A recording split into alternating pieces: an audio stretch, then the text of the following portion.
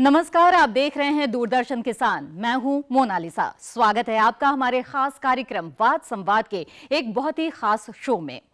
केंद्र में प्रधानमंत्री श्री नरेंद्र मोदी की नेतृत्व वाली सरकार 3 साल पूरे कर रही है।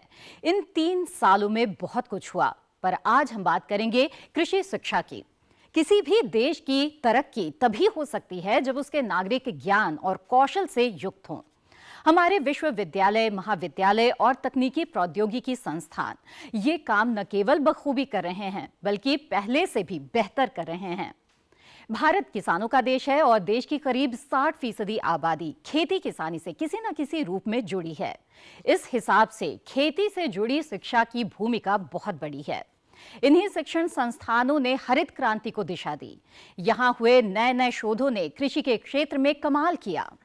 किसानों की आय साल 2022 तक दुगनी करने के प्रयास में जुटी प्रधानमंत्री नरेंद्र मोदी के नेतृत्व वाली केंद्र सरकार ने कृषि शिक्षा पर भी काफी ध्यान दिया है। बीते 3 सालों में इस दिशा में काफी नए कदम उठाए गए हैं। हमारे देश के कृषि शिक्षण संस्थानों में जब 50 से ज्यादा देशों के छात्र छात्राएं पढ़ते हैं तो कुछ तो खास होगा। आखिर 3 साल में कृषि शिक्षा में क्या हुआ है? सरकार ने शैक्षणिक संस्थानों की रैंकिंग तैयार करते समय कृषि शिक्षण संस्थानों को भी उसमें शामिल किया, ताकि होड़ उन्हें और आगे ले जाने, बेहतर करने के लिए प्रेरित करे।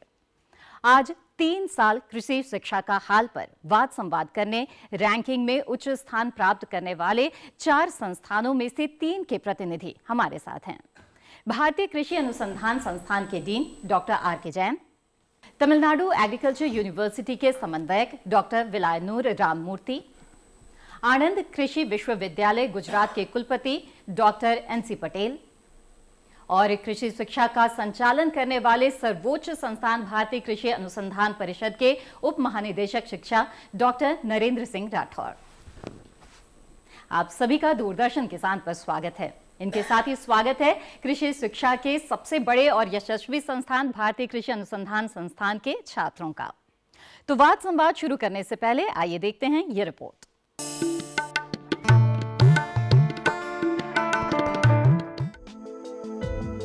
राष्ट्रपिता महात्मा गांधी कहते थे कि शिक्षा वास्तव में बच्चों और इंसानों के शरीर, मन और आत्मा को सर्वोत्तम की अभिव्यक्ति की ओर ले जाती है। महात्मा गांधी के इस विचार पर अमल करते हुए और देश की जरूरतों के हिसाब से केंद्र और राज्य सरकारों ने कृषि शिक्षा पर खासा ध्यान दिया है। इन सरकारों ने पूरे देश में कई विश्वविद्यालय, कॉलेज और दूसरे शैक्षिक संस्थान खोले हैं।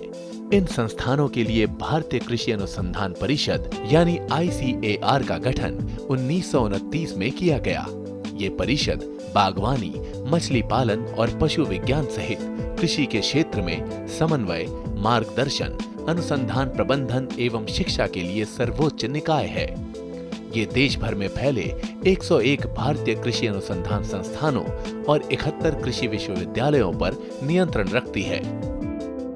ये देश की कृषि शिक्षा और संबंधित क्षेत्रों के भगीरथ प्रयासों का फल है कि वर्ष 1951 से 2014 के बीच खाद्यान्न का उत्पादन 5 गुना, बागवानी फसलों का 9.5 गुना, मत्स्य उत्पादन 12.5 गुना, दूध 7.8 गुना और अंडा उत्पादन 38 गुना बढ़ा है। राष्ट्रीय खाद्य और पोषण सुरक्षा पर इसका सीधा असर देखा जा सकता है। मौजूदा केंद्र सरकार के कार्यकाल के पहले 2 वर्षों में ही इस परिषद ने खाद्यान्न की 441 उन्नत प्रजातियों को विकसित करने में अभूतपूर्व सफलता हासिल की है। इसके संस्थानों ने इस दौरान 53 ऐसे कृषि उपकरणों का भी विकास किया है जिनसे किसानों को फायदा हो रहा है।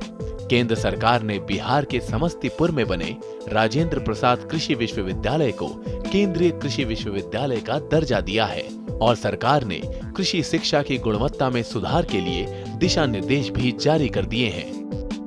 केंद्र सरकार ने बुंदेलखंड क्षेत्र में कृषि गतिविधियों को बढ़ावा देने के लिए रानी लक्ष्मीबाई केंद्रीय कृषि विश्वविद्यालय के अंतर्गत 4 नए डिग्री कॉलेज खोले हैं। इसी तरह पूर्वोत्तर में कृषि शिक्षा को बढ़ावा देने के लिए मणिपुर के इम्फाल में बने केंद्रीय कृषि विश्वविद्यालय के अंतर्गत 6 नए डिग्री कॉलेज खोले हैं। केंद्र सरकार ने कृषि शिक्षा की गुणवत्ता को और मजबूत बनाने के लिए 5वीं डीन कमेटी की अनुशंसाओं के आधार पर कृषि शिक्षा के पाठ्यक्रम में सुधार किया है। पिछले साल सभी कृषि आधारित स्नातक कोर्स को पेशेवर बनाने का रूप दिया गया है। कृषि में शोध को बढ़ाने और कृषि उच्च शिक्षा में प्रतिभाओं को आकर्षित करने के लिए छात्रवृत्ति मद में बढ़ोतरी की गई है। कृषि व्यापार में छात्रों को आकर्षित करने के लिए रेडी यानी रूरल एंटरप्रेन्योरशिप अवेयरनेस डेवलपमेंट योजना भी शुरू की गई है।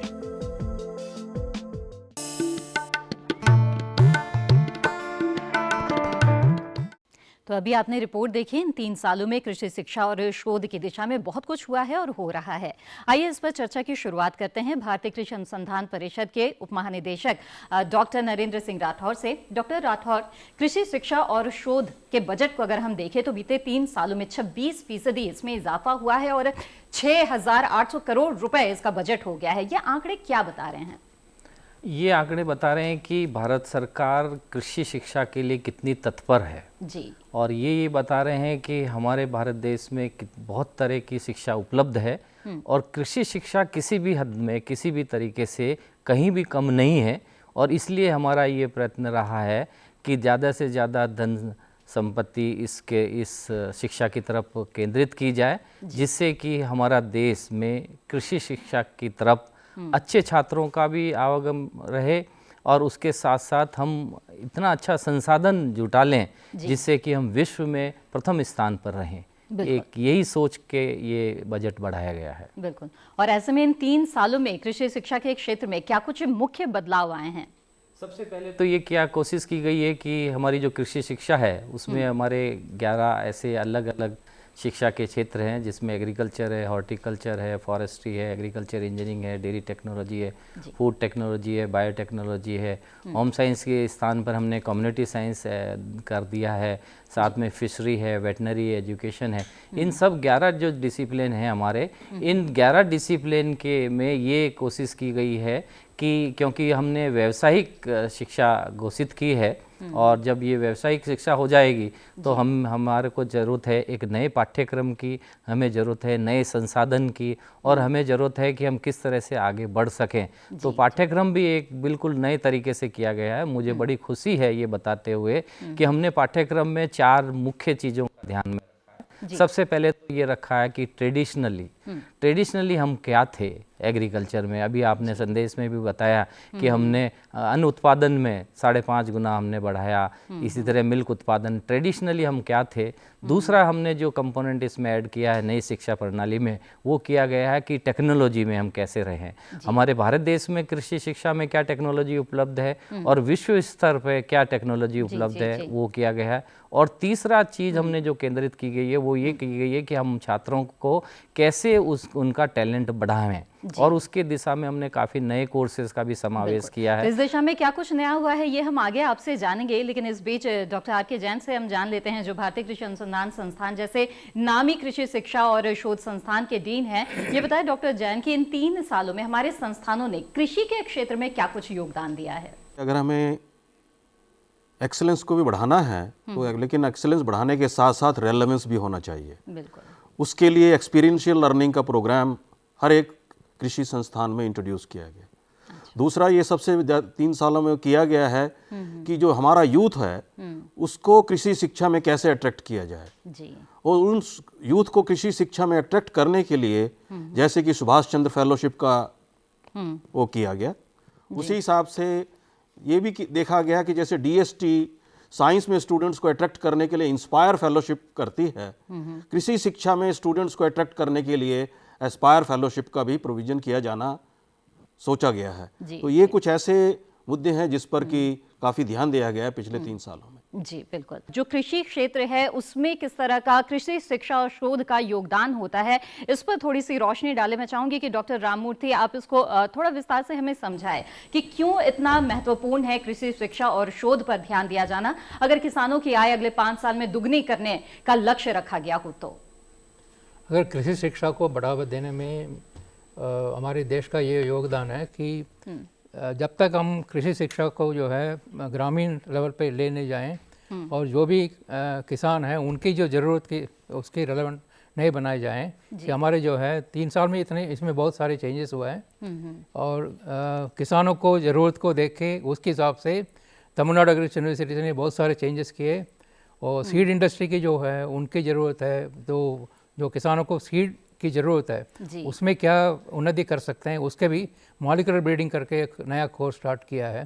तो पिछले 3 सालों में तमिलनाडु एग्रीकल्चर यूनिवर्सिटी की छोड़ के बाकी लोगों ने भी इसमें योगदान दिया है। तो कृषि शिक्षा में ऐसे बहुत उन्नति आ रही है। जी बिल्कुल।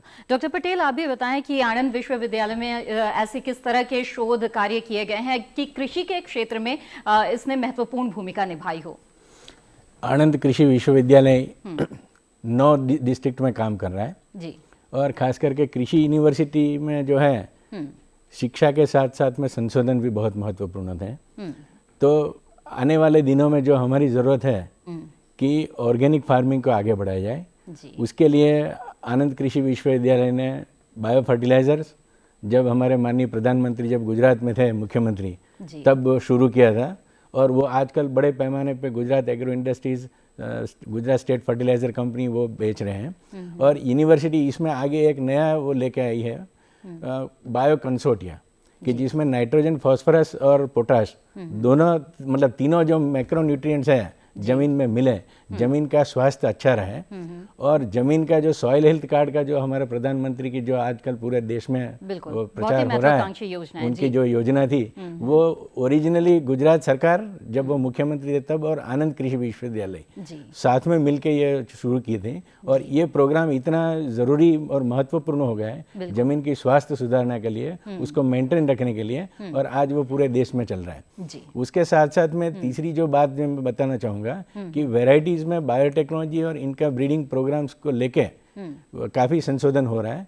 नई नई किस्म की जातियाँ, मक्का है, धान है, और भी है, इवन मेडिसिनल एरोमेटिक प्लांट्स की भी जो चीज़ें हैं वो भी किसानों तक पहुंचाए जा रहे हैं। और उसके साथ में जो कृषि महोत्सव हमारे गुजरात में हो रहा है हर साल से 2005 से, जब मोदी साहब मुख्यमंत्री थे तब से, उसके माध्यम से पूरे विश्व में जो mass scale transfer of technology programme है वो गुजरात चला रहा है। एक बड़ा अच्छा मॉडल है। और उसके बाद में काफ़ी स्टेट्स ने वो जो है उसको अपनाया है। काफी सराहनीय प्रयास है। डॉक्टर राठौर, अभी चर्चा के दौरान आपने कहा कि किस तरह से प्रयास ये होना चाहिए कि कृषि शिक्षा शोध की स्थिति हमारे देश में ऐसी हो कि वैश्विक स्तर पर वो नंबर 1 पर आए। तो इस वक्त की अगर स्थिति को आंकना चाहे तो आप उसे किस तरह से आंकते हैं? अभी हमारे पास जो छात्र आ रहे हैं वो काफ़ी अच्छे छात्र आ रहे हैं। और मुझे बड़ी खुशी है कि पिछले साल भी करीब 2.25 लाख छात्रों ने जो हमने इंडिया लेवल पे जो ऑल इंडिया एंट्रेंस एग्जामिनेशन कराया था, और उसके तहत हमने करीब 2000 छात्रों का चयन करके विभिन्न विश्वविद्यालयों में भेजा। उसमें करीब 2.25 लाख छात्र बैठे थे। और इस साल भी हम यही एग्जामिनेशन 10 और 11 जून को करने जा रहे हैं। उसमें मेरे को निश्चय यही है कि अच्छे छात्र आएंगे। अब छात्र अच्छे आएंगे, पाठ्यक्रम अच्छा कर दिया है, संसाधन हमने अच्छे कर दिए हैं, और उसके साथ साथ हमारे पास कमिटेड स्टाफ है। मैं ये कहना चाहूँगा करीब 15,000 हमारे पास प्रोफेसर्स है और assistant professor and associate professor हैं इन 73 यूनिवर्सिटी में। और करीब 6,000 के करीब हमारे पास कृषि वैज्ञानिक हैं जो 101 ICR इंस्टीट्यूट में हैं। इनका जो योगदान देखा जाए तो मेरे को निश्चय ये मैं कह सकता हूँ कि आने वाले समय में 2020-22 तक जो टारगेट हमने बनाया है उस समय हमारी कृषि शिक्षा सबसे ऊपर रहेगी। इस तरह की मेरे को आशा। अभी भी कई देशों के छात्र छात्राएं आते हैं हमारे देश में पढ़ने के लिए, कृषि शिक्षा हासिल करने के लिए। लगभग कितने देश के छात्र छात्राएं आते हैं और क्या खासियत है यहाँ की कि दूसरे देश के छात्र छात्राएं आ रहे हैं? हाँ, क्योंकि ये देखा गया है कि जैसे अफ्रीकन कंट्रीज़ के जितने भी हैं उनकी यूनियन के, वो सब आ रहे हैं, अफगानिस्तान के आ रहे हैं, और दूसरे देश के भी जितने भी डेवलपिंग कंट्रीज़ हैं उनके कुल मिला के पिछले बार हमने देखा था कि करीब 54 ऐसे कंट्रीज़ हैं जिनके छात्र हमारे पास आ रहे हैं। और वो उसका कारण ये है क्योंकि सब ये जानते हैं कि भारत कृषि प्रधान देश है, और कृषि के क्षेत्र में हमने बहुत कम व्यक्ति ऐसे हैं जो हमारे खुद के हमारे व्यक्ति भी हम ये कहते हैं, अक्सर ये बातें करते हैं कि साहब हम जनसंख्या में द्वितीय हैं, मगर हमें ये भी कहना चाहिए कि हम विश्व में उत्पादन में भी द्वितीय हैं। और आप कई ऐसी चीजें जिसमें हम प्रथम स्थान भी लिए हुए हैं। दुग्ध और उत्पादन उसमें से दूध एक है। उत्पादन इसमें से एक है, फल और सब्जियों में द्वितीय स्थान है। तो ये एक जो मैसेज है ये पूरे वर्ल्ड में है, और इसको हमारी वर्तमान सरकार जो है इसको और आगे बढ़ाना चाहती है। और हम ये चाहते हैं कि 2021 में हमारा उत्पादन भी बढ़े, उत्पादिकता भी बढ़े, और जिसको हम ये कहते हैं आमदनी, प्रॉफिटेबिलिटी, वो भी डबल करनी है। तो उसके लिए एक बड़ा अच्छा कार्यक्रम तैयार किया है, और निश्चय ही इसमें सफलता मिलेगी। जी डॉक्टर जैन, आपसे जानना चाहूंगी कि जिस तरह से खाद्य सुरक्षा का मामला यहाँ पर उठाया है कि किस तरह से आत्मनिर्भर होने की दिशा में कृषि शोध की जो भूमिका है वो किस तरह की है, और बीते 3 सालों में इस दिशा में क्या कुछ हुआ है, मैं चाहूंगी कि उस पर आप थोड़ी रोशनी डालें। पिछले 3 सालों में बहुत कुछ प्रोग्रेस की है कृषि क्षेत्र में। जी मैं आपको सिर्फ 2 ही एग्जाम्पल देना चाहूँगा। जी जी भारतीय कृषि अनुसंधान संस्थान से वीट की एक वैरायटी HD 2967 जो कि रिलीज की गई अगर आप इस वैरायटी को देखें जी तो इंडो गंगेटिक प्लेन में मोर देन 80% जो एरिया है वो इसी वैरायटी से कवर किया गया है। जी जी उसी तरह से मैं आपको एक राइस की एक वैरायटी का एग्जाम्पल देना चाहूँगा, जैसे कि पूसा 1509 और पूसा 1121। ये दोनों बासमती की ऐसी वैरायटीज हैं जो कि अगर हम अपना राइस एक्सपोर्ट देखें तो more than 80% of the rice export जो है इन्हीं वैरायटी से कवर होता है, जिससे हम काफ़ी मात्रा में फॉरेन एक्सचेंज अर्न कर रहे हैं। जी। तो आप समझ सकते हैं कि सिर्फ वीट और राइस की वैरायटी से ही काफ़ी हमारा। जी बिल्कुल। डॉक्टर पटेल, क्या इस तरह के और भी कुछ शोध हमने किए हैं जिस ओर वैश्विक स्तर पर ध्यान गया हो? काफ़ी सारी चीज़ें ऐसी हैं जो हिंदुस्तान में ही स्पेशली हो सकती है। हमारी ज़मीन, आबोहवा और जो है वो बिल्कुल अनुकूल है। तो इस दिशा में भी अलग अलग क्रॉप्स के अंदर जो रिसर्च हो रहे हैं उसमें खास करके गुजरात की बात की जाए तो जितने भी मसाले के पाक हैं, जैसे हमारे जीरा है, अजवाइन है, सौंफ है, इनमें सबसे ज़्यादा उत्पादकता जो है गुजरात की है। जी उसी तरह से जैसे कैस्टर है, वो जो है दिवेला जिसको बोलते हैं, उसमें भी काफ़ी चीज़ें एक्सपोर्ट हो रही है। उसका जो तेल खास करके एक्सपोर्ट होता है और उसमें से करीब 200 से ज़्यादा डेरिवेटिव्स निकाली जाती है और वो पूरे विश्व में बेची जाती है। जी इसी तरह से मेडिसिनल प्लांट्स जो है उसमें भी काफ़ी गुंजाइश है, खास करके एलोवेरा है, हमारी बाकी जो सफ़ेद मूसली है और भी बाकी सारे क्रॉप्स हैं जी उसमें भी काम हो रहा है काफ़ी कुछ। जी ये जो संशोधन किया जाता है यूनिवर्सिटीज़ में, उसमें ऐसा नहीं है कि सिर्फ कृषि के ऊपर ही भार दिया जाता है, बट कृषि के साथ साथ में एनिमल हस्बेंड्री सेक्टर है, उसमें भी काफ़ी योगदान यूनिवर्सिटीज़ का है। और अभी गुजरात में सॉइल के अंदर जो माइक्रो न्यूट्रिएंट है उतना ही नहीं, लेकिन माइक्रो न्यूट्रिएंट जो है उसका भी मैप बनाया हुआ है हर एक डिस्ट्रिक्ट का कि कहाँ पर कौन से माइक्रो न्यूट्रिएंट्स की कमी है, कि जिसकी जो असर है उत्पादन पे पड़ रही है, उत्पादकता पे, उसके ऊपर भी काफ़ी काम हुआ। और उस हिसाब से किसानों को हम सलाह दे रहे हैं डिस्ट्रिक्ट वाइज कि आपको इतने इतने माइक्रो न्यूट्रिएंट्स आपको डालने हैं, जिंक है, सल्फर है, आयरन है, इन सब की जहाँ जहाँ भी कमी हो वो सब रिकमेंडेशन देते हैं। और उसके ऊपर जैसे एनिमल हस्बेंड्री सेक्टर में है तो पशुओं के लिए भी कौन कौन से विस्तार में क्या क्या न्यूट्रिएंट्स की कमी है उनमें, तो उसको ध्यान में रखते हुए यूनिवर्सिटीज़ ने भी वो डेवलप किए हैं प्रोडक्ट्स, वो जो किसान को हम दे रहे हैं डिस्ट्रिक्ट वाइज, ताकि उसके पशु की हेल्थ भी अच्छी रहे, उत्पादकता भी बढ़े।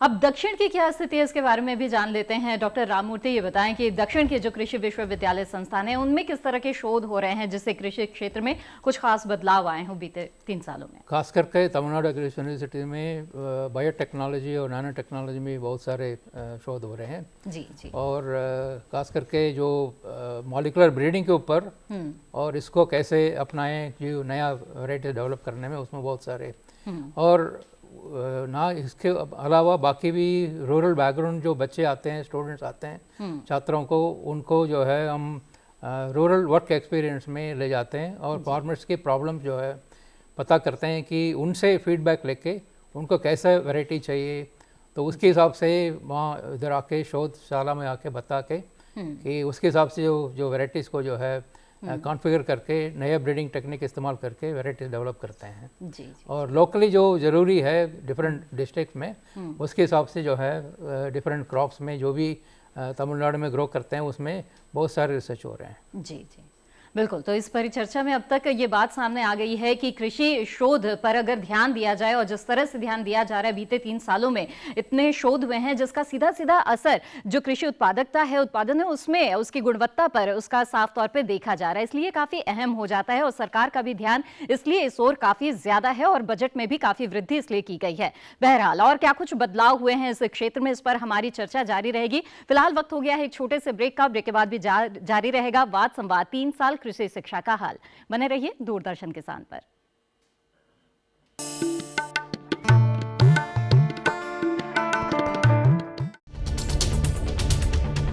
हम आ रहे हैं आपके गांव। घूमते फिरते का कारवां पहुंच चुका है मथुरा में। हम आप पहुंचे हैं कांगड़ा जिले में। सामान्य ज्ञान के पूछेंगे सवाल।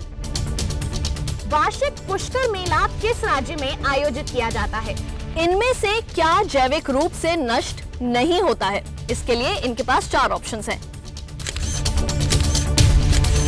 देखें घूमते फिरते रविवार सुबह 7:30 पर।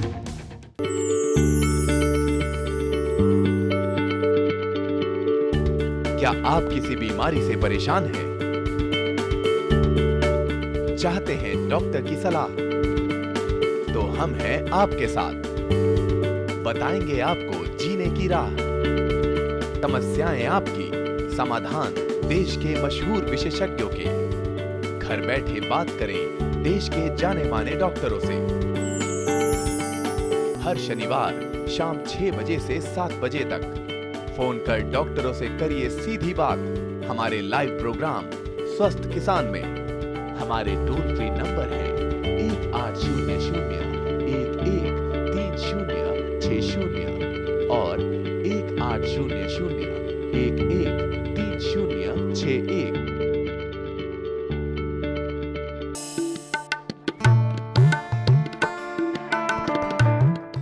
ब्रेक के बाद आप सभी का फिर से स्वागत है दूरदर्शन किसान के खास कार्यक्रम वाद संवाद में। 3 साल कृषि शिक्षा का हाल, इस पर हम चर्चा कर रहे हैं। आइए इस चर्चा को आगे बढ़ाते हैं। डॉक्टर राठौर, आपने चर्चा के दौरान बताया कि किस तरह समय की मांग को देखते हुए पाठ्यक्रमों में कई सुधार किए गए। मैं चाहूंगी कि इस पर विस्तार से आप बताएं कि किस तरह के बदलाव किए गए हैं पाठ्यक्रम में। हमने जो पाठ्यक्रम बनाया है 4 साल का पाठ्यक्रम है और ये बीएससी ऑनर्स है।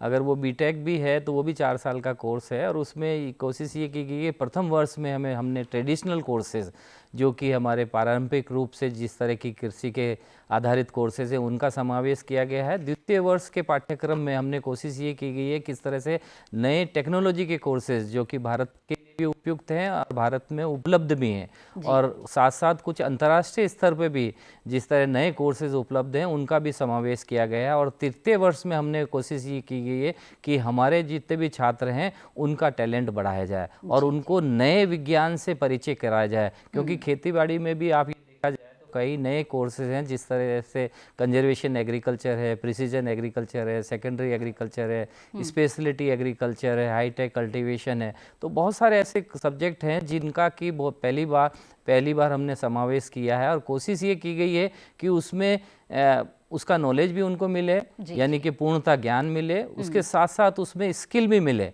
यानी कि किस तरह से कार्य करना है उसमें कौशल पूरा मिले। और साथ में हमने कोशिश ये की गई है कि उसमें योग्यता भी बढ़ाई जाए, यानी कि उनकी एबिलिटी भी बढ़ाई जाए। चर्चा को और आगे बढ़ाते हैं और डॉक्टर जैन से जानना चाहूंगी मैं कि ये जो विषय के बदलाव किए गए हैं समय को देखते हुए, इसे छात्रों ने किस तरह से लिया है, उनकी दिलचस्पी किस तरह से बढ़ी है और किन विषयों पर ज्यादा रुझान देखा गया है छात्रों का? भारतीय कृषि अनुसंधान में कुछ नए कोर्सेज इंट्रोड्यूस किए गए, जी जी, जैसे कि इंटरनेशनल एग्रीकल्चर। जी, ये महसूस किया गया था कि हमारे विद्यार्थियों को इंटरनेशनल एग्रीकल्चर के बारे में काफ़ी जानकारी होनी चाहिए और मुझे ये जानकर खुशी है कि जब हमने ये कोर्स इंट्रोड्यूस किया तो बहुत से विद्यार्थी ऐसे थे जिन्होंने इस कोर्स में रजिस्टर किया। जी, उसी तरह से एक ऐसा कोर्स इंट्रोड्यूस किया गया जैसे ग्रीन इकोनॉमी। ये ग्रीन इकोनॉमी भी एक ऐसा कोर्स था कि हमारे एग्रीकल्चर इकोनॉमिक्स डिवीजन में स्टार्ट हुआ और जिसपे काफ़ी छात्राओं ने इसको अपनाया। हम टेली कॉन्फ्रेंसिंग के थ्रू अब हम अपने ही देश के विद्यार्थियों को नहीं बल्कि बाहर के देश के विद्यार्थियों को भी पढ़ा सकते हैं। ये हमने अटेम्प्ट शुरू किया अफगानिस्तान के स्टूडेंट्स के लिए। जो स्टूडेंट्स हमारे अफगानिस्तान में हैं उनको हम भारतीय कृषि अनुसंधान दिल्ली में होते हुए हम पढ़ा सकते हैं बाय यूज ऑफ टेलीकॉन्फ्रेंसिंग। बिल्कुल, ये तो बहुत ही अच्छी पहल हुई है। डॉक्टर राममूर्ति से मैं जानना चाहूंगी कि आप बताएं कि आपके शिक्षण संस्थान में किस तरह की नई चीजें हुई हैं, कोई नया पाठ्यक्रम क्या इसमें भी बदलाव किया गया है और वहाँ छात्रों का रुझान किस तरह से है? हमारे यूनिवर्सिटी में करीब 7 देशों से लोग, बाहर के लोग हैं। जी जी। उन लोगों से फीडबैक लिया गया है। उन लोग कहीं भी यूनिवर्सिटी में कोर्स नहीं है जो हॉर्टिकल्चर को इंजीनियरिंग के साथ जोड़ा जाए या फूड प्रोसेस इंजीनियरिंग किया जाए या बायो इन्फॉर्मेटिक्स का कोर्सेज जो है जो रेलेवेंट टू एग्रीकल्चर कुछ किया जाए। जी। तो इन चीज़ों को ध्यान में रखते हुए हमारे यूनिवर्सिटी में नए कोर्सेज स्टार्ट किए food process engineering in BTech में, और एक और कोर्स स्टार्ट किया बायो इन्फॉर्मेटिक्स में। और खास करके जो लोग बच्चे, जो विद्यार्थी जो सीड इंडस्ट्री में जाते हैं, वो लोग चाहते थे सीड प्रोडक्शन के बारे में थोड़े जो है एडवांस्ड कोर्सेज चाहते थे। उसके हिसाब से molecular breeding for development of seed crops के लिए कोर्सेज डेवलप किया गया है। तो इन नए कोर्सेज के लिए ज़्यादा रेस्पॉन्स है, और इनफैक्ट जो इसके लिए जो कंपटीशन है, एक सीट के लिए 50 विद्यार्थी compete करते हैं, वो सीट पाते हैं। डॉक्टर पटेल, आपसे जानना चाहूंगी कि जैसे चर्चा के दौरान ये बात आई थी कि केवल विषय परक जानकारी ही छात्रों को मिले इतना काफ़ी नहीं है, कौशल विकास भी बहुत ज़रूरी है। इस दिशा में क्या प्रयास किए जा रहे हैं? ये आपने जो प्रश्न पूछा बहुत महत्वपूर्ण है, क्योंकि कृषि, बागबानी, कृषि इंजीनियरिंग, फूड प्रोसेसिंग टेक्नोलॉजी या एनिमल हस्बेंड्री, इन सभी में कौशल्य होना बहुत ज़रूरी है, ग्रेजुएट्स और पोस्ट ग्रेजुएट्स के साथ में। तो इसके लिए हमने एक्सपीरियंशियल लर्निंग यूनिट्स बनाए हैं ताकि ICR की मदद से, ताकि उसमें बच्चों को पढ़ने को मिले और साथ ही साथ में प्रैक्टिकल वो खुद करेंगे। जैसे कोई भी पैदावार तैयार करनी है तो वो खुद तैयार करेंगे, सीड प्रोडक्शन टेक्नोलॉजी सीखेंगे, और एक्सपीरियंशियल लर्निंग यूनिट के साथ में खास करके फूड प्रोसेसिंग है, जो फ्रूट्स एंड वेजिटेबल्स और बाकी सीरियल पल्स प्रोसेसिंग, ये सब वो खुद प्रोसेस कर सकें, ताकि पढ़ने के बाद में नौकरी ढूंढने के बजाय खुद एक उद्योग साहसिक बन सकें। ऐसा शिक्षा हम दे रहे हैं। जी। डॉक्टर राठौर, इससे पहले चर्चा में बात आई थी रेडी कार्यक्रम की सरकार द्वारा चलाया जा रहा है। इस कार्यक्रम का उद्देश्य क्या है और किस तरह का ये कार्यक्रम है, बताएं हमें।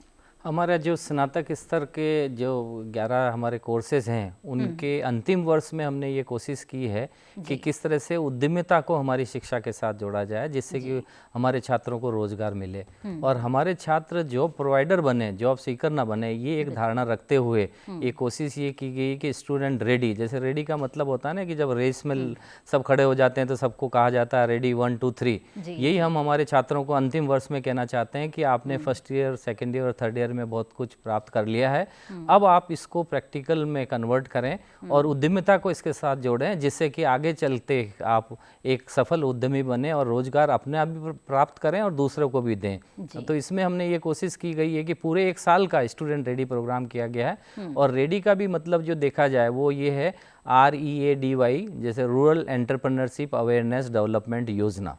और इसमें हमने 5 डिफरेंट इसके कंपोनेंट रखे हैं, और हर विश्वविद्यालय से हमने ये अनुरोध किया है कि इसमें से 5 में से कम 2 आप कंपोनेंट इसको लागू करें। और उसमें भारत सरकार ने, मुझे बहुत बड़ी खुशी हो रही है कि भारत सरकार ने ये किया है कि पूरे 1 साल में 6 महीने में हर छात्र को जो कि स्टूडेंट रेडी प्रोग्राम कार्य करेगा, उस 6 महीने के लिए 3,000 रुपये प्रति माह उनको फेलोशिप मिलेगी, और हर छात्र 18,000 रुपये तक की फेलोशिप ICR से लेगा। ये कोशिश इसलिए की गई है कि छात्रों को खुद में शक्ति आए और वो खुद में कॉन्फिडेंस डेवलप करें और नया कार्य करें।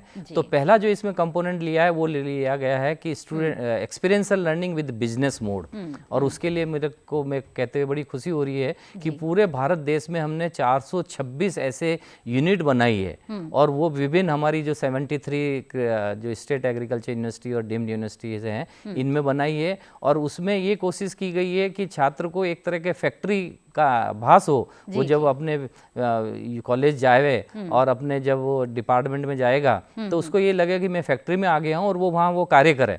और ये एक बिजनेस मोड का कार्यक्रम रखा है, और हमने सारे विश्वविद्यालय से ये विनती भी करी है कि इस दौरान जो भी आमदनी होती है उस आमदनी को 50% हमारे छात्रों के बीच में बांटा जाए, जिससे कि उनको कॉन्फिडेंस हो। ये डॉक्टर जैन बताइए, ये रेडी कार्यक्रम किस पैमाने पर शुरू हुआ है देश में? क्या सभी कृषि शिक्षण संस्थानों में ये चलाया जा रहा है?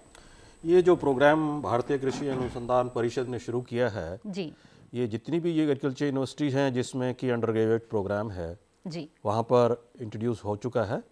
और इसका जैसे कि बताया गया है कि इसका बेसिक मोटो ये है कि हम अपने ऐसे छात्र प्रोड्यूस करें जो कि जॉब सीकर्स ना हो जी। बल्कि जॉब प्रोवाइडर्स हों। बिल्कुल। और इसी वजह से हर एक यूनिवर्सिटी इस प्रोग्राम को अडॉप्ट कर रही है। चलिए, तो कई तरह के कार्यक्रम चलाए जा रहे हैं और काफ़ी कुछ हुआ है कृषि शिक्षा और शोध की दिशा में इन 3 सालों में। लेकिन जो छात्र हैं जिनके लिए ये कार्यक्रम चलाए जा रहे हैं, उनके मन में किस तरह के सवाल है, आइए जानते हैं। भारतीय कृषि अनुसंधान संस्थान के छात्र छात्राएं यहाँ पर मौजूद हैं। देखते कोई सवाल अगर वो पूछना चाहे तो। नमस्कार, मैं अनिर्बाण मुखर्जी हूँ। मैं IRI में एग्रीकल्चर एक्सटेंशन में PhD कर रहा हूँ। मेरा सवाल राठौर सर से है कि आज ICT बहुत बड़े पैमाने पे आ रहा है, तो ई-लर्निंग एक बहुत महत्वपूर्ण योजना है, तो ICR इसके बारे में क्या सोच रहा है? बिल्कुल, ई-लर्निंग के बारे में किस तरह की सोच है और क्या चल रहा है? हाँ, ये एक बहुत अच्छा प्रश्न किया है। ई-लर्निंग का ICT इन एग्रीकल्चर का बहुत अच्छा स्कोप है। और हमारा जो ISRI है, Indian agriculture statistical research institute, उसके पास उत्तरदायित्व भी दे रखा है। और हम बायो इन्फॉर्मेटिक्स में भी और कंप्यूटेशन में भी और सुपर कंप्यूटर भी हमने एस्टेब्लिश किया है। यहाँ पर मैं ये कहना चाहूँगा कि हमारी कोशिश ये हो रही है कि हम किस तरह से ऑनलाइन कोर्सेज शुरू करें। बहुत कुछ हमने कोर्सेज शुरू भी कर दिए हैं, मगर उसके साथ साथ हमने एक अभी प्रोकूल एक सिस्टम शुरू किया है। प्रो मीन से जो प्रो वर्ड है वो कहलाता है प्रमोट, एंड कूल का मतलब है कोऑपरेटिव लर्निंग। और उसका मेन मुख्य उद्देश्य ये है कि एनी टाइम एंड एवरीवेयर, कहाँ पे भी छात्र अगर अब कैंटीन में बैठा हुआ है वो भी पढ़ ले। और उसकी शुरुआत सबसे पहले हमने डेयरी टेक्नोलॉजी के कोर्स से की है और पूरा कोर्स हमने ऑनलाइन कर दिया है। वो आपको www.procul.ac.in पे उपलब्ध रहेगा। और इस तरह की शुरुआत की गई है कि आप कंप्यूटेशन का तो सारा समावेश किया गया है इसमें। और हमने साथ में ये भी देखा गया है केवल डिजिटलाइजेशन ही कंप्यूटेशन में नहीं है, उसमें फर्दर हमने स्टेप ये की गई है किस तरह से ऑटोमेशन किया जाए और किस तरह से आर्टिफिशियल इंटेलिजेंस का समावेश किया जाए। और बहुत जल्दी ही हम नए कोर्सेज और ला रहे हैं अंडर ग्रेजुएट लेवल पे, जिसमें प्रथम कोर्स ये भी आ रहा है कि किस तरह से हम ICT इन एग्रीकल्चर और हमारे एग्रीकल्चर के विभिन्न जितने भी ऑपरेशंस हैं उनको आगे बढ़ाएं और उनकी एफिशिएंसी बढ़ाएं। छात्रों के लिए ये अच्छी बात है कि इस तरह के नए प्रयास किए जा रहे हैं। और कोई सवाल अगर आप लोग पूछना चाहे तो? जी, मेरा सवाल भी राठौर सर से।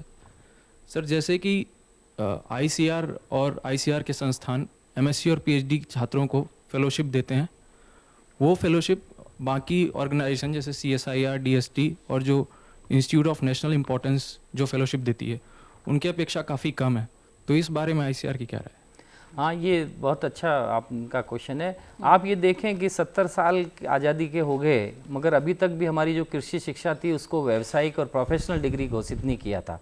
और इस कारण से हमेशा हमारे छात्रों को फेलोशिप कम मिलती थी। इस वर्तमान सरकार ने सबसे पहला कार्य ये किया कि हमारी कृषि की जो शिक्षा है उसको प्रोफेशनल डिग्री घोषित किया गया है। और अब हम कम्पीट कर सकते हैं और ये इस तरह के प्रोसेस भी शुरू कर दिया है कि अब हमारे सब छात्रों को हम ये मिनिस्ट्री ऑफ फाइनेंस में केस लेके जा रहे हैं। हमारे छात्रों को भी दूसरे जो छात्र हैं DST के द्वारा जिनको फेलोशिप मिलती है उनके बराबर मिले। और मैं तो ये चाहता हूँ कि हमारे छात्रों को उनसे भी ज़्यादा मिले। कुछ इस तरह के प्रयत्न भी चल रहे हैं। इसलिए आप सबको इस तरह का आश्वासन देना मैं चाहता हूँ कि भारत सरकार कृषि शिक्षा में छात्रों को अपनी ओर आकर्षित करने और साथ साथ उनको रखने के लिए तत्पर है। और कई ऐसी स्कीम शुरुआत हो रही है जिससे निश्चय ही आने वाले समय में आपको इसका वाकई में विजिबिलिटी नजर आएगी। बिल्कुल, तो ये एक वाकई सराहनीय प्रयास हुआ है बीते 3 सालों में। अगर देखें कि किस तरह के बदलाव हुए तो उसमें एक अहम बदलाव ये है कि कृषि शिक्षा को व्यावसायिक शिक्षा के तौर पर अब माना जाएगा। और इससे आगे भी और बदलाव होंगे, जैसे कि बताया कि छात्रवृत्ति में भी वृद्धि होगी और छात्र जो है वो उससे और आकर्षित होंगे इस विषय की तरफ और इसी से लाभ होगा। चलिए, इसी के साथ यहाँ पर रुकते हैं एक और छोटे से ब्रेक के लिए। ब्रेक के बाद भी जारी रहेगा वाद संवाद, 3 साल कृषि शिक्षा का हाल। बने रहिए दूरदर्शन किसान पर।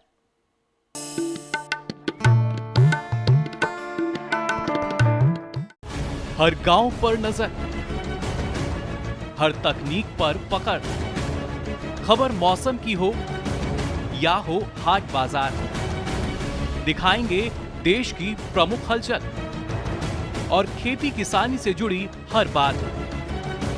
देखिए किसान समाचार रोजाना दोपहर 1:30 पर और शाम 7 बजे।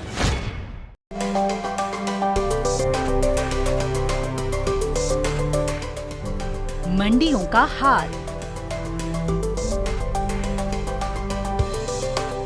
कमोडिटी की चाल, किसके गिरे भाव, किसने दिखाए ताव, सब कुछ जानकारों के साथ सिर्फ मंडी खबर में। सोमवार से शनिवार सुबह 8 बजे और 10 बजे डीडी किसान पर।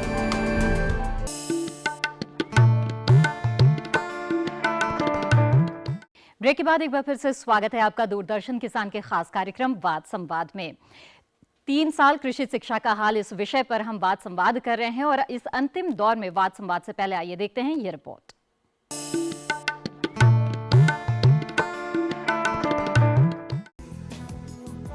मानव संसाधन विकास मंत्रालय ने 3 अप्रैल 2017 को नागरिकों को शिक्षा देने के काम में जुटे देश के शैक्षिक संस्थानों की एक रैंकिंग जारी की। रैंकिंग यानी उन्हें ऊपर से नीचे गुणवत्ता के घटते हुए क्रम में रखा गया। भारत रैंकिंग 2017 के नाम से जारी इस रिपोर्ट में देश के विभिन्न विश्वविद्यालयों और शिक्षण संस्थानों को शामिल करते हुए उन्हें एक दर्जा या क्रम दिया गया है। ये दर्जा उन्हें मिले अंकों के आधार पर बनाया गया है। इस रैंकिंग में भारतीय विज्ञान संस्थान बंगलुरु को देश के सर्वश्रेष्ठ शिक्षण संस्थान का दर्जा दिया गया, जबकि महाविद्यालयों में दिल्ली के मिरांडा हाउस कॉलेज को पहले स्थान पर रखा गया है। इस रैंकिंग का मकसद शैक्षिक संस्थाओं को बेहतर करने के लिए प्रेरित करना और छात्र को ये समझने में सुविधा देना है कि गुणवत्ता के मामले में कौन से शैक्षिक संस्थान आगे हैं, ताकि वो अपने लिए बेहतर शिक्षण संस्थान का चुनाव कर सके। ये रैंकिंग मानव संसाधन विकास मंत्रालय की महत्वाकांक्षी परियोजना राष्ट्रीय संस्थागत रैंकिंग ढांचा या संक्षेप में NIRF के तहत जारी की गई है। इस साल के रैंकिंग फ्रेमवर्क की ओवरऑल सूची में शुरुआती 100 शैक्षिक संस्थानों में शामिल कृषि संबंधी शैक्षिक संस्थानों की बात करें तो दिल्ली स्थित भारतीय कृषि अनुसंधान संस्थान का 23वां स्थान है, जबकि तमिलनाडु के कोयम्बटूर में बनी तमिलनाडु एग्रीकल्चर यूनिवर्सिटी का स्थान 28वां है। पंजाब के लुधियाना की पंजाब एग्रीकल्चर यूनिवर्सिटी को 40वां स्थान हासिल हुआ है। गुजरात के आणंद स्थित आणंद कृषि विश्वविद्यालय को 62वें पायदान पर रखा गया है। इस वर्ष इसमें देश के महत्वपूर्ण 2735 संस्थानों को शामिल किया गया।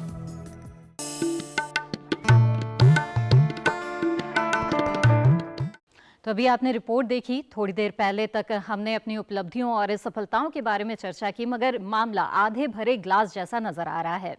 कृषि हमारे देश की आधी से ज्यादा आबादी की रोजी से जुड़ी है, पर देश का सर्वोच्च कृषि संस्थान भी 23वें नंबर पर है। डॉक्टर राठौर, इस रैंकिंग को आप किस तरह से देखते हैं? इसके क्या सबक हैं, आधार क्या है और आशय क्या है? हाँ, क्योंकि अब आप देखें कि MHRD में करीब 821 यूनिवर्सिटीज़ हैं और 42,000 कॉलेजेस हैं। हमारी कृषि शिक्षा में 73 यूनिवर्सिटीज़ हैं और 318 ही कॉलेजेस हैं। तो हम 1/10वें भाग में हम आते हैं। तो अगर पूर्णतः एक शिक्षा में हम हमारा स्थान देखें तो मैं तो मानता हूँ 23वां स्थान भी बहुत अच्छा आया है, क्योंकि हम ये तो कह सकते हैं कि हम दूसरे संस्थाओं में, क्योंकि IITs और IIM जो हैं उनको सबकी संख्या मिला लें और दूसरे भी दूसरे इंस्टीट्यूट हैं, अच्छे इंस्टीट्यूट मिला लें तो 40-45 तो ऐसे अच्छे इंस्टीट्यूट आते ही हैं। उसमें हम देखा हमने 23वां स्थान लिया है, तो बहुत अच्छे हमारे साइन है। उसके साथ साथ मैं यह बताना चाहूँगा कि हमने भी अब रैंकिंग शुरू की है। हमने में से हमारी जो Indian council of agriculture research में हमारी जो 73 यूनिवर्सिटीज़ हैं उनका हम अलग सिरे से रैंकिंग करने जा रहे हैं, ताकि हमें मालूम पड़े हमारे 73 विश्वविद्यालयों में कि हम कहाँ स्टैंड कर रहे हैं। तो एक शुरुआत की गई है और इस बार हमारा जो ICR का एनुअल डे होगा 16 जुलाई को, उस दिन हम इसको घोषित कर देंगे। उससे पहले हमने सारी प्रक्रिया कर ली है और हमारा जो रैंकिंग का मापदंड है वो भी हमने एक विभिन्न लिया है, क्योंकि हमारे शिक्षा में जैसा मैं बता रहा था कि फंक्शनल स्किल की भी ज़रूरत पड़ती है, रिसर्च की भी ज़रूरत है, एक्सटेंशन की भी ज़रूरत है, सबका समावेश किया गया। और देखते हैं कि अब 73 यूनिवर्सिटी को हम किस तरह से उनको इनलाइन करते हैं। तो ये एक शुरुआत की है। मैडम, मैं सप्लीमेंट करना चाहूँगा अगर आप इजाज़त दें। जरूर जरूर। भारतीय कृषि अनुसंधान 23rd पोजीशन पर आया है। मैं उसके लिए ये कहना चाहूँगा कि अगर आप देखें कि किस पैरामीटर्स पर रैंकिंग की गई है, तो बेसिकली 5 पैरामीटर्स हैं और उसको अगर आप फर्दर डिवाइड करें तो 21 सब पैरामीटर्स हैं। लेकिन जो 21 सब पैरामीटर्स हैं अगर आप उसको बहुत क्रिटिकली एग्जामिन करें तो मेरा ये एक सुझाव है कि अगर कृषि संस्थानों को अगर रैंकिंग में लाना है और करना है ठीक तरह से तो कुछ ऐसे पैरामीटर्स आने चाहिए जो कृषि संस्थान अनुसंधान संस्थान के लिए सुटेबल हो। जैसे कि पेटेंट की बात होती है, जब कृषि अनुसंधान की बात होती है तो उसमें पेटेंट नेचुरली बहुत कम होते हैं। वैरायटी जो रिलीज होती हैं, एक बहुत बड़ी टेक्नोलॉजी है जो रिलीज होती है, डेवलप होती है, बट पेटेंट नहीं होती है। जी जी। तो मेरा ये कहना है कि जैसे हमारी एक ही वैरायटी है जो कि कितना फॉरेन एक्सचेंज अर्न कर लेती है, तो मेरा ये कहना है कि अगर हमें कृषि विश्वविद्यालयों को अगर रैंकिंग करनी है बाई MHRD तो मेरा एक सुझाव है कि कुछ पैरामीटर जो इनसे रिलेटेड है उसको इंट्रोड्यूस किया जाए। ठीक है, लेकिन ऐसा क्यों मान लेते हैं कि जब रैंकिंग होगी तो जो IIT IIM है उनसे पिछड़ेंगे ही, वो पहले रहेंगे ही? आखिर तुलना अगर की जाए तो किन मायनों में पिछड़ जाते हैं? मैं आपको ये बताना चाहूंगा कि जो पैरामीटर्स लिए गए हैं, इनटेक ऑफ द स्टूडेंट्स, अगर आप IRI को IIT से कंपेयर करेंगे या इंडियन इंस्टीट्यूट ऑफ साइंस से बेंगलोर से कंपेयर करेंगे तो बिल्कुल ठीक नहीं है। IRI एक बहुत माइक्रो यूनिवर्सिटी है, हमारे यहाँ सिर्फ लेस देन 1000 स्टूडेंट हैं। अगर आप बेंगलोर की बात करें या JNU की बात करें या BHU की बात करें, दे आर मेगा यूनिवर्सिटी, उनकी संस्था, उनकी स्टूडेंट संख्या बहुत 20,000 50,000 के करीब है। जी जी। तो सिमिलरली जब इतने स्टूडेंट्स वहां विद्यार्थी होंगे तो उनका आउटपुट भी बहुत ज्यादा हो इन टर्म्स ऑफ पब्लिकेशंस। तो यानी कि छात्रों को आकर्षित करने की दिशा में आप लोगों को पहल और ज्यादा बढ़ानी होगी। डॉक्टर राममूर्ति, आपसे मेरा सवाल है कि दक्षिण भारत के विश्वविद्यालय में आपकी तमिलनाडु एग्रीकल्चर यूनिवर्सिटी का नाम टॉप 100 की लिस्ट में है, 28वें स्थान पर है। हालांकि Indian institute of crop processing technology Thanjavur 87वें और Tamil Nadu veterinary and animal science university 60वें स्थान पर है। इसे आप किस तरह से देख रहे हैं? क्या ये उपलब्धि मान रहे हैं अगर दक्षिण की स्थिति को देखें तो के अनुसार? खास करके हमारे यूनिवर्सिटी तमिलनाडु में या पूरे दक्षिण में आप देखेंगे कि एक पॉइंट है जो परसेप्शन के ऊपर जो है हमारे यूनिवर्सिटी की टॉप रैंक मिला है। परसेप्शन वो बातें होती है कि जो किसानों के लिए जो जरूरी है उसको अटेंड करते हैं, या जो किसानों को जो चीज़ चाहिए उसको रूरल एक्सपीरियंस की तरफ से स्टूडेंट्स को लगा के सो उनसे जो फीडबैक लेके उसके आगे बढ़ा के उसके हिसाब से जो प्रोडक्ट वगैरह बना के उनको देते हैं, या उसके हिसाब से सीड की वैरायटी या कोई क्रॉप की फसल की वैरायटी बना के देते हैं, उसके ऊपर जो निर्भर होती है। तो परसेप्शन एक बात होती है जिससे तमिलनाडु एग्रीकल्चर यूनिवर्सिटी सबसे ऊपर आया है। और दूसरी चीज़ है, तमिलनाडु एग्रीकल्चर यूनिवर्सिटी बहुत पुरानी यूनिवर्सिटी है। इनफैक्ट वो 1876 में स्टार्ट हुआ ऐसा स्कूल, उसके बाद 1971 में यूनिवर्सिटी बना है। लेकिन इस 30-40 सालों में यूनिवर्सिटी ने हर एक चीज़ को अपनाया है, एग्रीकल्चर, हॉर्टिकल्चर, इंजीनियरिंग सबको एक साथ लेके गया है और सबको इंटीग्रेट करके काम किया है, इसलिए वो सबसे ऊपर आया है। जी जी। एक संक्षेप में टिप्पणी डॉक्टर राठौर आपसे चाहूंगी कि इस रैंकिंग के आने के बाद कुछ तो रोड मैप तैयार किया होगा आप लोगों ने कि इस रैंकिंग में सुधार के लिए क्या करना है आगे? हाँ, ये एक क्योंकि एक दिशा निर्देश तो दे ही रहे हैं, ये रैंकिंग से हमें मालूम तो पड़ रहा है कि वास्तविकता में हम कहाँ स्टैंड करते हैं। तो एक नया वे फॉरवर्ड जिसको हम कहते हैं कि भविष्य में अब हमें क्या करना है जिससे कि हमारा 23वां स्थान बढ़ के और हम प्रथम या द्वितीय स्थान पे आवें, तो इसके लिए प्रयत्नशील रहेंगे। और 5 पॉइंट जो है बहुत मुख्य हैं हमारे यूनिवर्सिटी को चलाने के लिए, जिसमें गवर्नेंस आता है, क्वालिटी एश्योरेंस आता है, कॉम्पिटेंट फैकल्टी आता है, टैलेंटेड स्टूडेंट आता है, इंफ्रास्ट्रक्चर आता है। इस दिशा में और प्रयत्न करेंगे और निश्चय ही हम वापस ऊपर आने की कोशिश करेंगे, ये एक मेरा सोचना है। चलिए अब आगे बढ़ते हैं और यहाँ मौजूद छात्र छात्राओं से जानते हैं कि वो किस तरह के सवाल पूछना चाहते हैं। जी, कौन सवाल पूछना चाहेंगे? बिल्कुल लीजिए। प्राइवेट कॉलेजेस जो कि आर्ट्स के कॉलेज है वो एग्रीकल्चर की प्रोफेशन डिग्री दे रहे हैं, उनके पास ना तो लैब है ना लैंड फैसिलिटी है। और अगर सरकारी संस्थाओं की आप बात करें, उनके पास 200 एकड़ प्लस लैंड होती है एग्रीकल्चर रिसर्च के लिए, और लैब फैसिलिटीज है। लैब में देखिए मोर देन, जैसे इलेक्ट्रॉन माइक्रोस्कोप है वो 1 करोड़ से भी ज्यादा इन्वेस्ट है, और इतने रुपए की तो उनकी प्राइवेट इंस्टीट्यूट जो कॉलेज है उनकी बिल्डिंग भी नहीं होती, वो भी इस डिग्री को प्रोवाइड कर रहे हैं। किस हद तक आपको सही लगता है, या आपको ये मानना चाहिए कि हमें मिनिमम थ्रेशोल्ड स्टैंडर्ड सेटअप करने चाहिए एफिलिएशन देने से पहले? हाँ, नहीं, ये जो प्रश्न है ये हमें भी काफ़ी चिंतित करता है, क्योंकि वर्तमान स्थिति में भी देखा जाए तो कुछ प्राइवेट कॉलेज अच्छे आगे हैं, बहुत बढ़ रहे हैं, नंबर भी बढ़ रहे हैं उनके। तो उसके लिए सबसे पहले तो भारत सरकार ने ये किया कि हमने मिनिमम गाइडलाइन बनाई है। और हर सरकार को, राज्य सरकार को हमने ये भेजा है और ये प्रार्थना की है उनसे कि आप ये कम से कम मिनिमम गाइडलाइन को इम्प्लीमेंट करें।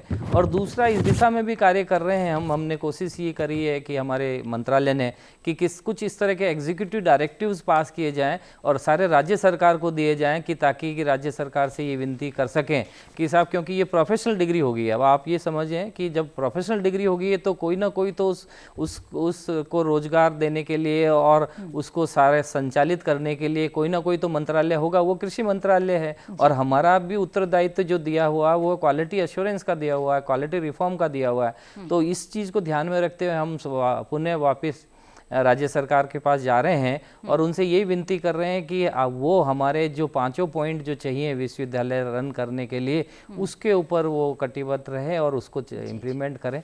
तो निश्चय ही भविष्य में ये कुछ ना कुछ इस पे अंकुश लगेगा और जितने भी प्राइवेट कॉलेजेस हैं इनसे हम ये अपेक्षा रखेंगे कि वो क्वालिटी का भी ध्यान में रखें, जिससे कि उनसे निकलने वाले छात्र भारत देश में उन्नति करें। बिल्कुल, चलिए आगे बढ़ते हैं, कुछ और सवाल ले लेते हैं यहाँ मौजूद छात्र छात्राओं से। यहाँ जी पूछिए अपना सवाल। जैसे कि हमने देखा गया है जो हमारे फॉरेन लेक्चरर्स आते हैं उनके साथ उनके स्टूडेंट्स आते हैं, अपना वर्क रिप्रेजेंट करते हैं, तो ऐसा कुछ हमने अपने कॉलेजेस में क्यों नहीं देखा है कि हमारे हम जो अपना वर्क करते हैं वो आगे जाके प्रेजेंट कर सकें, ताकि हमें भी और सीखने का मौका मिले और हमें भी थोड़ा अलग एक्सपोजर मिले और स्टूडेंट और ज़्यादा इन्वॉल्व हो इन प्रोग्राम्स में। जी, अच्छा सवाल पूछा है आपने। जी देखिए, मैं आपको ये बताना चाहूँगा कि department of science and technology के बहुत से ऐसे जॉइंट प्रोग्राम्स हैं, जैसे Indo Australian programme, Indo Japanese programme और इंडो फ्रेंच प्रोग्राम। उस प्रोग्राम में ये प्रोविज़न है कि जब फैकल्टी एक्सचेंज होगा उसके साथ स्टूडेंट एक्सचेंज भी होगा। तो जैसे कि भारतीय कृषि अनुसंधान संस्थान में ऐसे बहुत से प्रोग्राम चल रहे हैं जिसमें जब फैकल्टी बाहर जाती है तो उसके साथ जो उनका स्टूडेंट है वो भी बाहर जाता है। तो बहुत से पीएचडी हमारे स्टूडेंट्स ऐसे हैं जिनको कि इस तरह की अपॉर्चुनिटीज़ मिली हैं, बल्कि वो यूके गए हैं, जापान जा चुके हैं। तो इस तरह का प्रोग्राम हमारे देश में चल रहा है। जी, चलिए अब अगला सवाल ले लेते हैं। जी पूछिए अपना सवाल। मेरा सवाल ये है कि सर आपने जैसे बताया कि डीएसटी भी मतलब एक्सचेंज प्रोग्राम को बढ़ावा देती है, ठीक उसी प्रकार ऐसा प्रोग्राम अभी तक आईसीआर सिस्टम में क्यों नहीं शुरू पाया? क्योंकि अगर हमें इंटरनेशनल रैंकिंग में आगे आना है तो उस हिसाब से हमें भी मतलब हमें तैयार होना पड़ेगा। सो जो अदर एग्रीकल्चर यूनिवर्सिटीज़ हैं अदर मतलब कंट्रीज़ के, यूएस की या चाइना की, उनसे हमारा उस ढंग का ऐसा कोई कोलैबोरेशन क्यों नहीं हो पाया अब तक, या अब अगर ऐसा होना है तो कैसे होना है?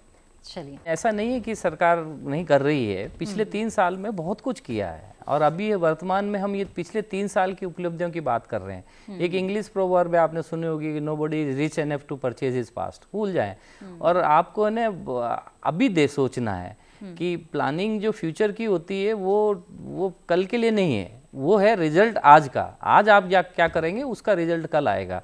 तो इस दिशा में बहुत सारे प्रयत्न किए गए हैं और ऐसा नहीं है, हमारी जितनी 73 यूनिवर्सिटीज़ हैं उनके भी काफ़ी MAU साइन हुए हैं, जिसमें अमेरिकन यूनिवर्सिटीज़ भी हैं, कुछ चाइनीज़ यूनिवर्सिटी भी है और दूसरे जितने भी डेवलप्ड कंट्रीज़ की यूनिवर्सिटीज़ हैं उनसे हम कार्य कर रहे हैं उनके साथ मिलके, और इस दिशा में और भी प्रयत्नशील रहेंगे। मेरे को एक बड़ी खुशी हो रही है कि आज ही इसके तुरंत बाद आज हमारा एक नया प्रोजेक्ट शुरू करने की एक मीटिंग रखी है। वो है वर्ल्ड बैंक फंडेड प्रोजेक्ट है, NAEP, national agriculture education project. तो हो सकता है वो अगर क्लियर हो जाएगा तो उसके बाद हमें और अच्छी अपॉर्चुनिटी मिलेगी। मैं ये कह सकता हूँ कि पिछले 68 साल का तो मैं नहीं बताऊंगा, मगर पिछले 3 साल का जो मैं बताऊंगा कि इन 3 साल में कृषि शिक्षा में बहुत बदलाव किए हैं और वो बदलाव इसीलिए किए गए हैं कि हम आगे बढ़ें और विश्व में प्रथम स्थान पे हमें। चलिए कुछ और सवाल ले लेते हैं आप लोगों से। जी पूछे अपना सवाल।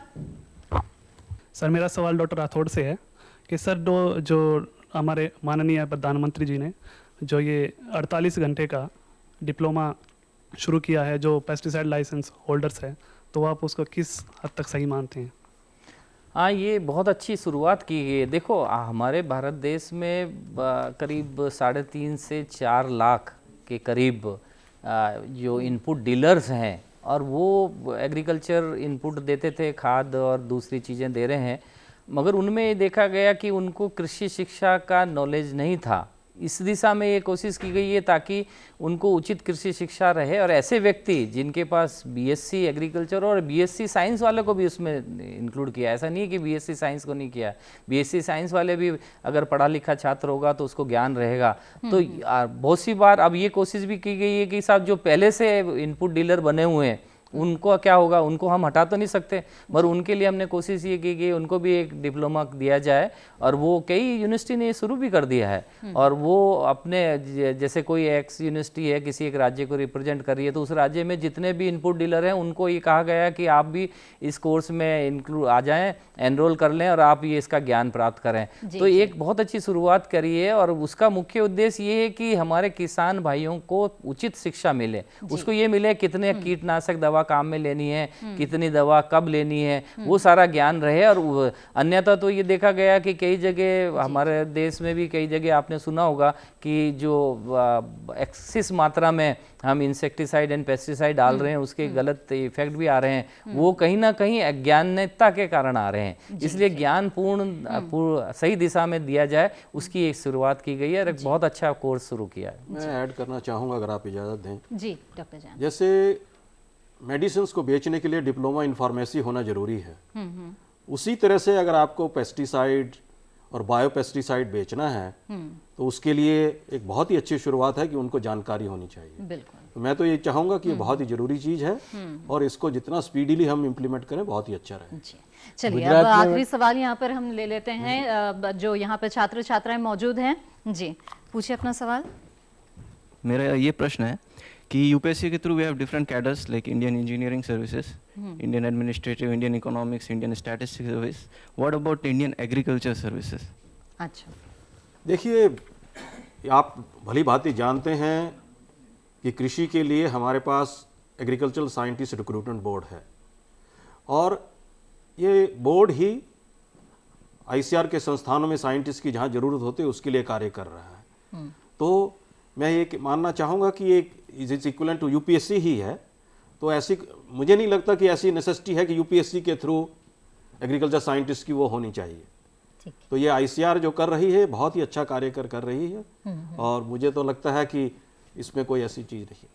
जी डॉक्टर राठौर कुछ आप जोड़ना चाहेंगे? हाँ, क्योंकि जैसा कि डॉक्टर जैन बता रहे थे कि हमारा जो एग्रीकल्चर साइंटिस्ट रिक्रूटमेंट बोर्ड है उसमें उनका जो सिलेक्शन का प्रोसेस है वो बहुत ही अच्छा है, क्योंकि वो इसलिए कि हम ये कोशिश करते हैं कि हमारा जो भी साइंटिस्ट आवे उसमें सही तरह से फंक्शनल स्किल भी हो, क्योंकि एक प्रोफेशनल चीज़ है और एक साइंस है, टेक्नोलॉजी है, उसमें अगर हम ये देखें कि किसी दूसरे तरह का समावेश करें तो निश्चय ही अच्छी चीज़ नहीं रहेगी। तो हमारा जो रिक्रूटमेंट एक बिल्कुल सेपरेट रखा गया है और ये सरकार ने बहुत अच्छा काम किया है, यूपीएससी के साथ ना करके हमारा एग्रीकल्चर साइंटिस्ट रिक्रूटमेंट बोर्ड अलग किया है और निश्चय ही हमारे छात्रों को और हमारे वैज्ञानिकों को उचित स्थान मिल रहा है।